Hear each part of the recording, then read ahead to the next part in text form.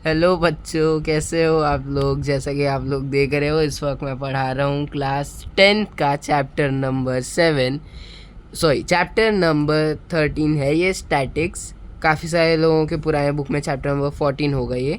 इसका ये आखिरी क्वेश्चन है 13.3 का क्वेश्चन नंबर 7। इस पे दिया है the distribution below gives the weight of 30 student of a class. Find the median of the student of ये आपका टेबल दिया हुआ है, वेट्स और नंबर ऑफ स्टूडेंट्स। अब आप लोगों को हम लोग पहुंचते हैं मेन इस पे। तो बच्चों ये है आपका मेन टेबल। इसमें कुछ नहीं करना है, भूल जाओ, कुछ नहीं करना है, सिर्फ सी एफ ढूंढना है। सी एफ कैसे निकालते हैं, पहले तो तुम लोग फार्मूला याद कर लो मीडियन का। ये तुम्हारा फार्मूला है L plus N divide by 2 minus C F upon F into H. भैया कुछ समझ नहीं आ रहा, ठीक है मत समझो, तुम्हारा लॉस है, मजाक कर रहा हूँ। इधर सुनो, ध्यान से सुनो। एल तुम्हारा कैसे निकालोगे, ये सारी वैल्यू ढूंढने के लिए तुम्हें बस इतना ध्यान रखना है, एन बाई 2 क्या होता है। पहले तुम्हें एन बाई 2 निकालना है, जैसे कि यहाँ पे निकाले हैं।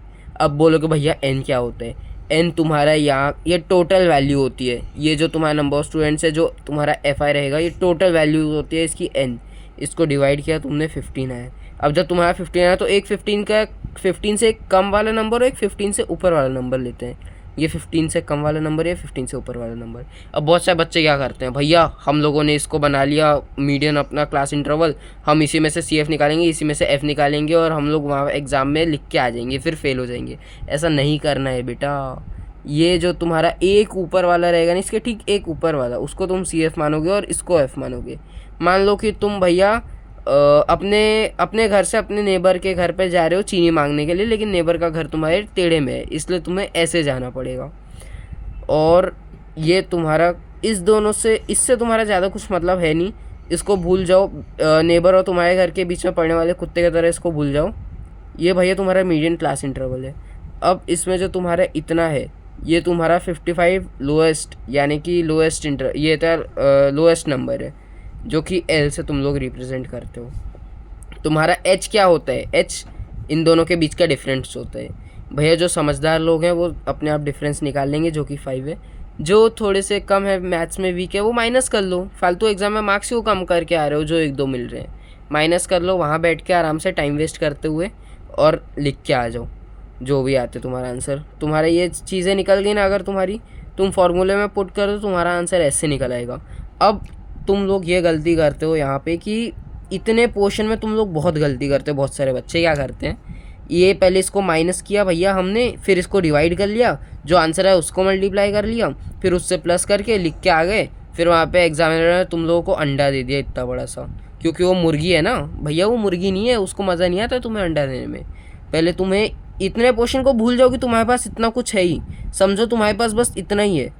ये सब भूल जाओ कि तुम्हें मम्मी ने खीर बना के दी है। अभी तुम ये सोच के बैठो कि तुम्हें मम्मी ने ये सारे इंग्रेडिएंट्स दिए हैं बनाने के लिए खीर। ये तुम लोगों का इंग्रेडिएंट्स है। ये तुम्हें पहले ये इतना इंग्रेडिएंट्स कंप्लीट करना है। समझ लो ये गैस है, तुमने इतना इंग्रेडिएंट्स कंप्लीट किया यहाँ वाला, ठीक, यहाँ वाला इंग्रेडिएंट्स तुमने कंप्लीट किया। अब जाके तुम गैस पे चढ़ा दोगे अपने इन इंग्रेडिएंट्स को, भगोने के अंदर में या इंग्रेडिएंट्स, इनको तुमने गैस पे चढ़ा दिया।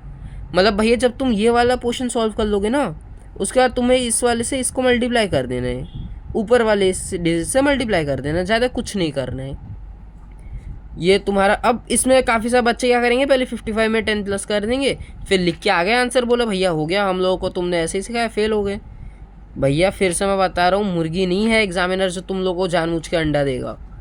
यहाँ पे पहले तुम्हें इसको सॉल्व करना है। समझ जाओ कि तुम्हारे पास खीर है ही नहीं, समझो मम्मी तुमसे नाराज़ है, खीर दे ही नहीं रही है तुम्हें बस इतना सॉल्व करना है। समझो तुम खुद से बना रहे हो, पहले तुम्हें इतना सॉल्व करना है, फिर तुम्हें ध्यान में आएगा, अरे मम्मी को तो हमने मना लिया था, मम्मी ने तो हमारे लिए खीर रखी है। चलो फिर खीर में तुम इसको ऐड कर दोगे, अपनी बनाई हुई खीर और मम्मी की बनाई हुई खीर, दोनों को तुम लोगों ने मिक्स कर दिया, तुम लोगों के पास इतनी आ गई। अब खीर मानो, दाल चावल मानो, तुम लोग जो खाते हो वो मानो, तुम्हारा ये फाइनल आंसर आ गया।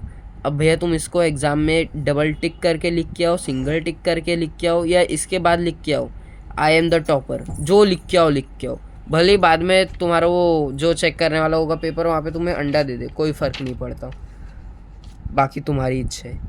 ये तुम लोगों का एक्सरसाइज 13.1 स्टैटिक्स का क्वेश्चन नंबर 7 था। अगले क्वेश्चन पे बहुत जल्दी बढ़ेंगे अगर तुम्हें इस पे अच्छे दिए व्यूज़ तो। तब तक के लिए भैया धन्यवाद वीडियो देखने के लिए। अब निकलो यहाँ से, सब्सक्राइब किए बिना नहीं निकलना।